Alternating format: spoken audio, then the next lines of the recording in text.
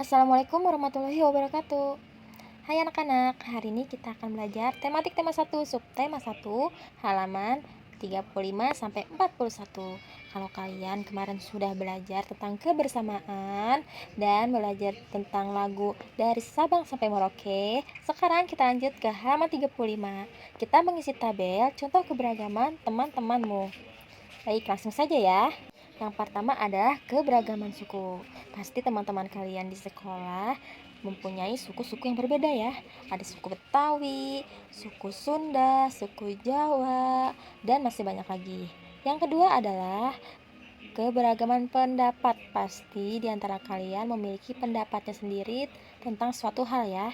Jadi walaupun nanti berbeda-beda pendapat, kalian harus tetap saling menghargai.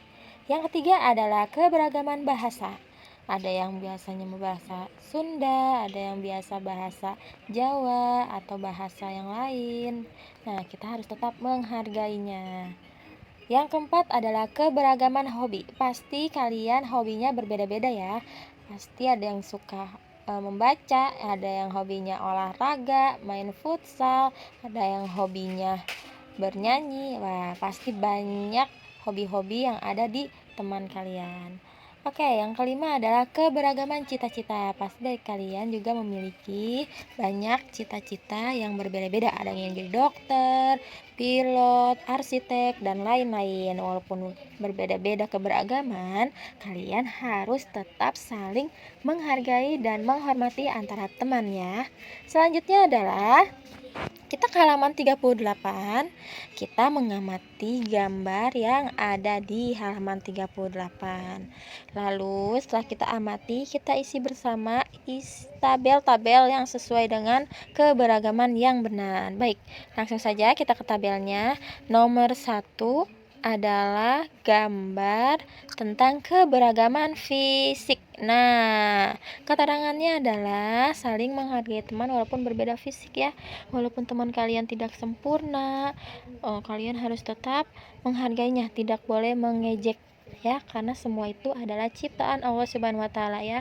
Kita itu di mata Allah sama, tidak ada bedanya ya. Jadi kalian tidak boleh sombong dan harus menghargai orang lain. Yang kedua adalah gambar kedua adalah keberagaman beragama. Nah, di sini kalian harus saling menghargai antara agama lain. Ya, kalau misalnya kalian di luar sekolah mempunyai teman yang beragama lain, kalian tidak boleh mengejek, tidak boleh menjauhi, tetapi kalian harus menghormatinya. Ya. Yang ketiga adalah keberagaman daerah. Nah, ini banyak ditemui di teman-teman kalian atau di lingkungan kalian. Walaupun kalian berbeda daerah, kalian harus tetap menghormati teman kalian tersebut ya. Saling menghargai teman walaupun berbeda daerah. Yang keempat adalah keberagaman suku ya. Di kelas kalian pasti ada yang sukunya Sunda, Jawa, Batak, Melayu, banyak sekali. Jadi kalian harus saling menghargai teman walaupun berbeda suku ya. Baik, selanjutnya. Nah, ternyata selain manusia memiliki keberagaman, hewan juga memiliki keberagaman loh. Contohnya seperti anak hewan yang bentuk dan rupanya tidak selalu sama dengan induknya. Nah, kita lihat ya contohnya. Baik. Yang pertama adalah anak capung. Nah, sebelum menjadi capung ternyata anak capung ini rupanya bentuknya itu tidak sama seperti capung dewasa, melainkan dia namanya itu nimfa. Nah, nimfa ini adalah anak capung sebelum menjadi capung dewasa. Bentuknya seperti ini, beda karena sama capung dewasa. Nah, yang kedua adalah katak. Nah, kalau katak ini ya, dia pertamanya itu bertelur. Setelah bertelur, nanti anaknya menetas menjadi berudu. Nah, berudu ini dia hidup di air, bentuknya seperti ikan. Jadi ketika dia menjadi berudu, dia bernafas menggunakan insang. Sama kelamaan dia akan bertumbuh menjadi kaki. Kakinya ada 2, kakinya ada 4, lalu dia menjadi katak muda. Nah, kalau sudah menjadi katak muda lalu menjadi katak dewasa. Bisa dilihat kan antara induk dan anak hewan berbeda. Ya, contoh kedua adalah katak. Yang contoh ketiga adalah kupu-kupu. Ini adalah kupu-kupu dewasa.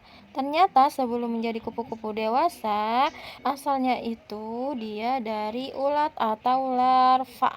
Ya, lalu dia kupu-kupu ini bertelur, terus dia menjadi larva. Setelah larva dia menjadi kepompong atau pupa. Setelah itu baru dia menjadi kupu-kupu dewasa. Ternyata berbeda ya Naya, kupu-kupu dan anaknya sebelumnya yaitu larva. Yang contoh keempat yaitu nyamuk. Nah, nyamuk ini adalah contoh yang keempat. Bisa kita lihat nih, ini adalah nyamuk dewasa. Ternyata sebelum menjadi nyamuk dewasa ini, bentuk anak-anaknya nyamuk atau kita sebut larva itu sama ya. Dia seperti jentik-jentik nyamuk. Dia hidupnya di air. Makanya kenapa kalau kita itu harus membersihkan genangan air yang ada di rumah atau di sekolah, yaitu itu tempat hidupnya larva-larva yang akan menjadi nyamuk demam berdarah ya, atau nyamuk malaria. Dan itu bisa menggigit kita dan kita bisa sakit. Maka kita harus membersihkan genangan-genangan air agar jentik-jentik nyamuk itu tidak hidup di genangan air tersebut ya. Ini adalah contoh keempat. Nah, ini adalah contoh. Sekarang kita melihat anak hewan dan induknya yang rupanya sama ya. Nah, anak hewan yang sama dengan induknya yaitu contohnya seperti kelinci. Nah, anak kelinci ini dari kecil sudah mirip atau sama rupanya dengan induknya ya. Ini anaknya, ini induknya.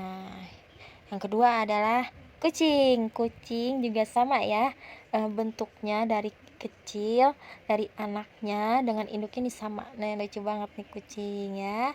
Selanjutnya, kita isi halaman 37.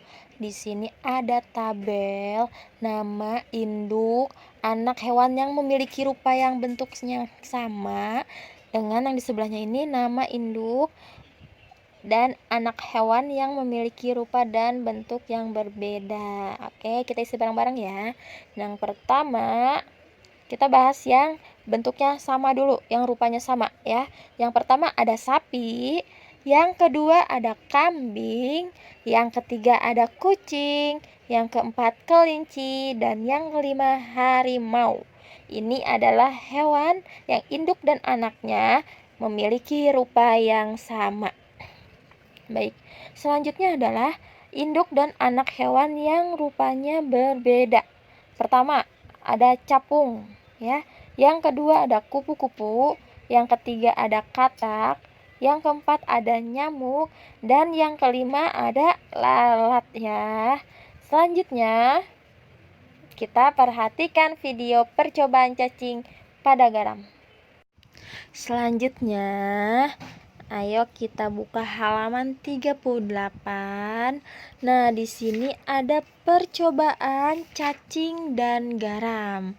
Oke, kalian perhatikan dulu ya video percobaan cacing pada garam. Lalu amati dan tulis hasil pengamatan di buku paket halaman 39.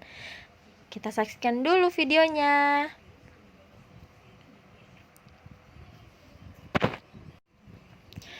Bagaimana? Sudah selesai menyaksikannya? Lalu, kalian mengamati kan? Kira-kira apa yang ada di amati kalian? Percobaan cacing dan garam halaman 38, tematik tema 1. Alat dan bahannya adalah kita membutuhkan garam, kertas, dan cacing. Langkah pertama adalah siapkan selembar kertas. Kemudian letakkan beberapa butir garam di beberapa tempat di atas kertas. Lalu langkah kedua adalah ambillah seekor atau beberapa cacing, lalu letakkan cacing itu di atas kertas. Nah, Bagaimana gerak tubuh cacing ketika diberi garam? Kalian amati. Apakah yang terjadi pada cacing? Kalau kalian sudah tahu, tulislah hasil pengamatan kalian di halaman 39.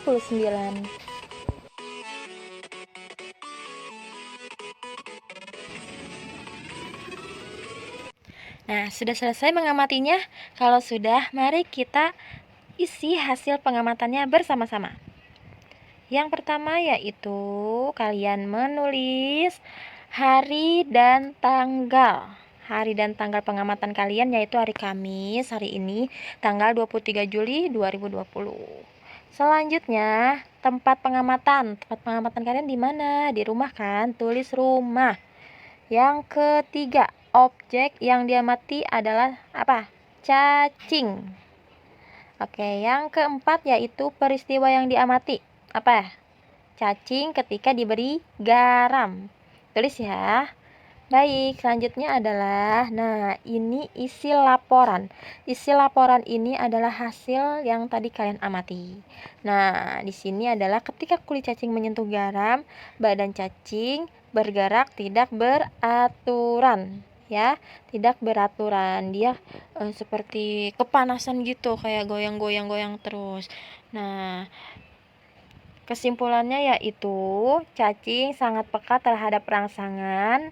Ya, sangat peka terhadap rangsangan garam. Cacing berusaha bergerak agar garam terlepas dari tubuhnya. Ini adalah kesimpulannya. Jadi cacing ini peka ya terhadap rangsangan garam. Oke, selanjutnya. Nah, kita kerjakan halaman 40 dan 41.